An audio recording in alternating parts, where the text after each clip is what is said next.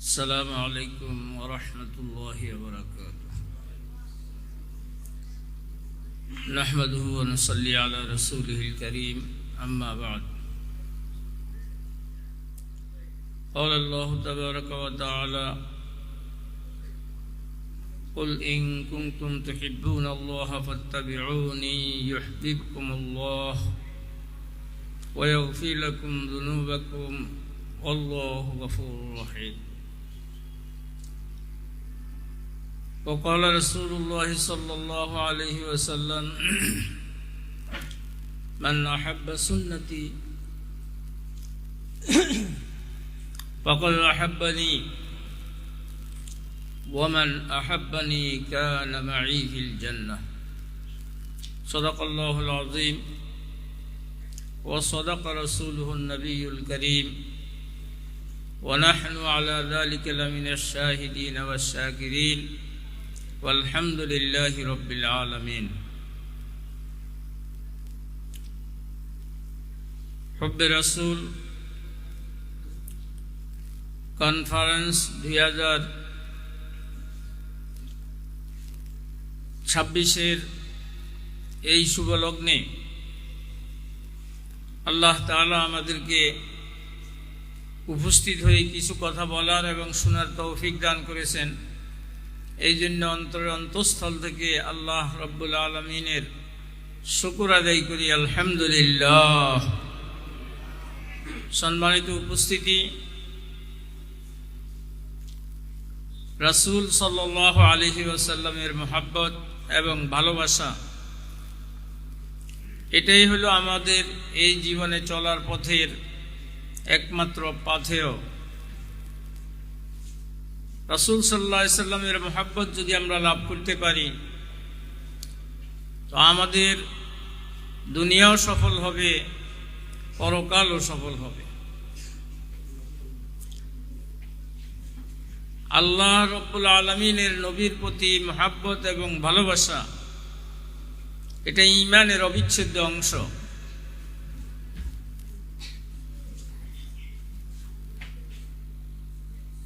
এই ভালোবাসা কিভাবে আমরা লাভ করব, সেটা আল্লাহর নবী রাসূল আরবি সাল্লাল্লাহু আলাইহি ওয়াসাল্লাম কে স্বয়ং আল্লাহ বলেছেন, কুল ইন কুনতুম তুহিব্বুনাল্লাহ ফাত্তাবিউনি ইউহিব্বুকুমুল্লাহ। বলুন, যদি তোমরা প্রকৃতপক্ষে আল্লাহকে ভালোবাসতে চাও, আল্লাহর ভালোবাসা পেতে চাও, তাইলে আমি নবী মুহাম্মদুর রাসূলুল্লাহ সাল্লাল্লাহু আলাইহি ওয়াসাল্লামের ইত্তেবা করো। পরিণতি হিসাবে, ফলাফল হিসাবে ইউহিব্বুকুমুল্লাহ, আল্লাহ তাবারক ওয়া তাআলা তোমাদেরকে মহব্বত করবেন, ভালোবাসবেন। আল্লাহর ভালোবাসা লাভ করা, এটার জন্য আল্লাহর নবী মুহাম্মদুর রাসূলুল্লাহ সাল্লাল্লাহু আলাইহি ওয়াসাল্লামের সুন্নাত, সিরাত, সেটাকে আমাদের মধ্যে আনতে হবে। আল্লাহর নবীর মুহাব্বতের জন্য আল্লাহর নবীর সিরাত অধ্যয়ন করতে হবে এবং সেটাকে নিজের জীবনের মধ্যে বাস্তবায়ন করতে হবে। রাসূল করিম সাল্লাল্লাহু আলাইহি ওয়াসাল্লাম বলেন, মান আহাব্বা সুন্নতি ফাকাদ আহাব্বানি। নবীর মুহাব্বত, নবী করিম সাল্লাল্লাহু আলাইহি ওয়াসাল্লামের ভালোবাসার পূর্ব নিদর্শন হলো আল্লাহর নবী মুহাম্মদুর রাসূলুল্লাহ সাল্লাল্লাহু আলাইহি ওয়াসাল্লামের সুন্নাত নিজের জীবনের মধ্যে বাস্তবায়ন করা। সুন্নতের প্রতি মুহাব্বত, আল্লাহর নবীর উঠা বসা, খাওয়া দাওয়া, চলাফেরা, তার মুআমালাত মুআশারাত, সমাজনীতি, রাজনীতি, সব বিষয়ে নবীর সুন্নত যেটা, সেটাকে জানা এবং সেই মতো সেটাকে নিজের মধ্যে এবং সমাজের মধ্যে বাস্তবায়ন করা। রাসূলের সুন্নতের প্রতি মহব্বত, যে আমার জীবনের প্রতিটা কদম যেন আল্লাহর নবীর সুন্নাহ মতো হয়, এর মাধ্যমে আমরা আল্লাহর নবীর মুহাব্বত লাভ করতে পারব। আর আল্লাহর নবীর প্রেম এবং ভালোবাসা যার অন্তরে থাকবে, আল্লাহর নবী বলেন কানা মাই ফিল জান্নাহ, সে জান্নাতে আমি নবী মুহাম্মদুর রাসূলুল্লাহ সাল্লাল্লাহু আলাইহি সাল্লামের সাথে থাকবে।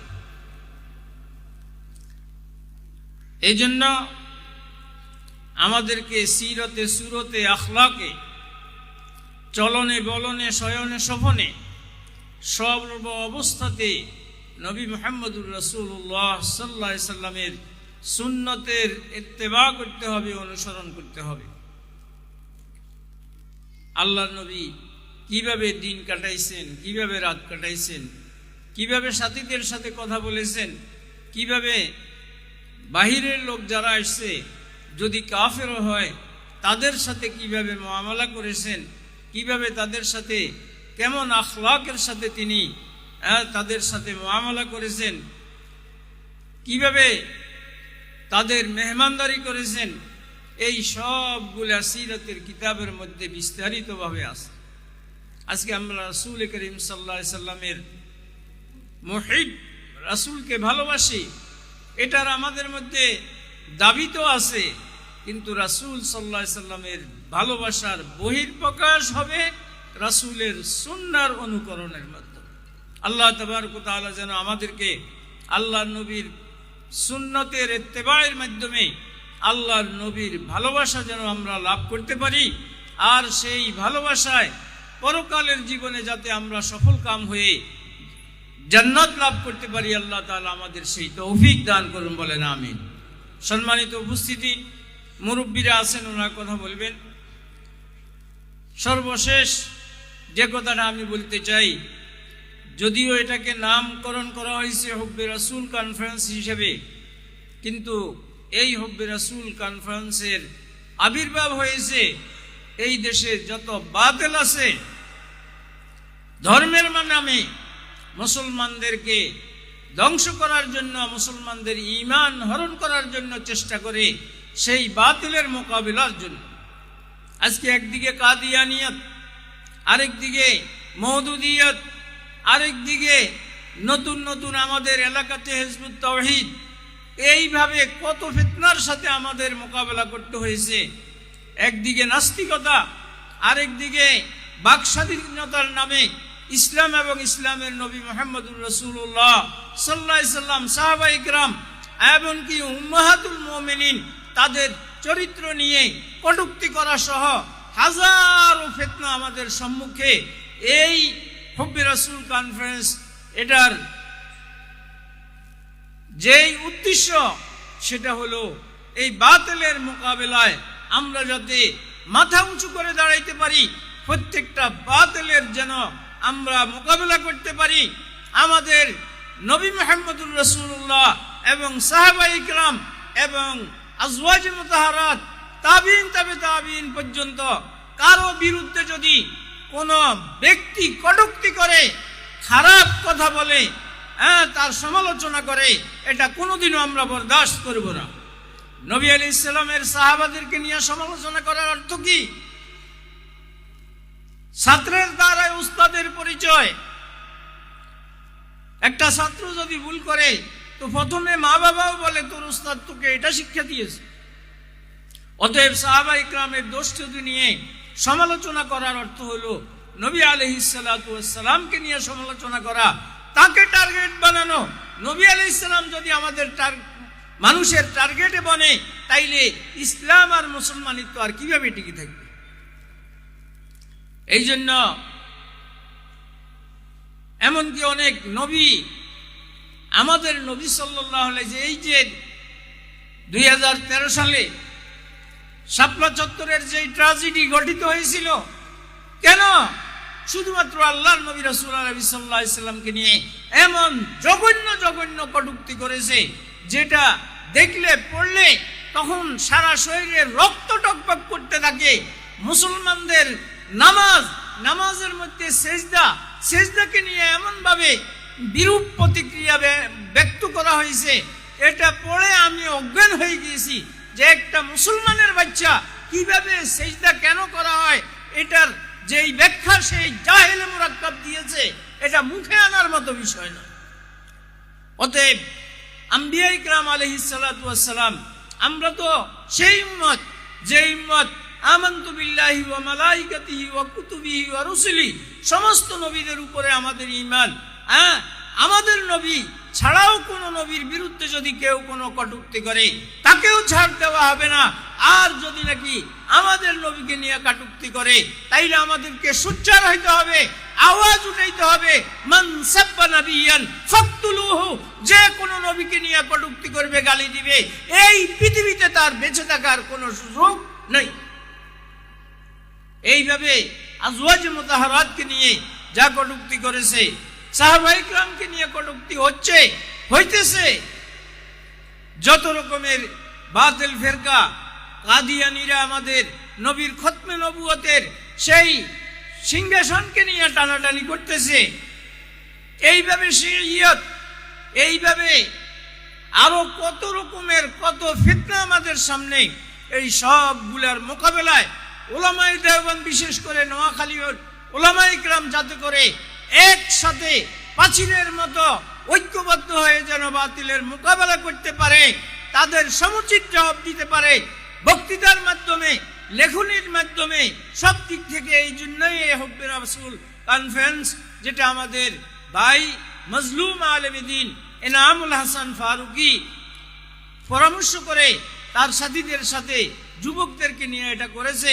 অতএব যাতে এটা টিকে থাকে, এটা যেন বাতিলের মোকাবেলায় ঐক্যবদ্ধ একটা উলামায়ে দেওবন্দের ঐক্যবদ্ধ প্ল্যাটফর্ম হয়ে এটা বাতিলের মোকাবেলা করতে পারে, সেই আশাবাদ আমি ব্যক্ত করছি। সাথে সাথে এনামুল হাসান ফারুকি আজকে অবশ্যই এখানে উপস্থিত থাকতো, কিন্তু ওই জালিমদের জুলুমের শিকার হয়ে আজকে ক্যান্সার আক্রান্ত হয়ে বিভিন্ন এলাকায়, দেশে এবং বিদেশে চিকিৎসা শেষ করে এখন চীনে আছে। সবার কাছে অনুরোধ থাকবে, আমরা দোয়া করি আল্লাহ তাবারক ওয়া তাআলা যেন তার এই সফর, যেটা সিহতের জন্য করেছে, আল্লাহ যেন তাকে পূর্ণ সুস্থতার মাধ্যমে আমাদের মাঝে আবার ফিরিয়ে আনেন এবং দ্বীন ইসলামের খেদমতে আমাদের কাঁধে কাঁধ লাগিয়ে যেন আগামী দিনে কাজ করতে পারেন। এবং তার চিকিৎসার জন্য এখনো যে ফান্ড সংকট, আল্লাহ যেন কুদরতি খাজানা থেকে সেটার ব্যবস্থা করেন। আমরাও যাতে উদ্বুদ্ধ হইয়া আমরা আবারও নিজ নিজ সাধ্য অনুযায়ী কিছু সহযোগিতা করে তার চিকিৎসার পক্ষে যেন আমরা দাঁড়াইতে পারি। আল্লাহ আমাদের তৌফিক দান করেন, আমিন। ওয়া আখির দাওয়ানা আনিল হামদুলিল্লাহি রাব্বিল আলামিন।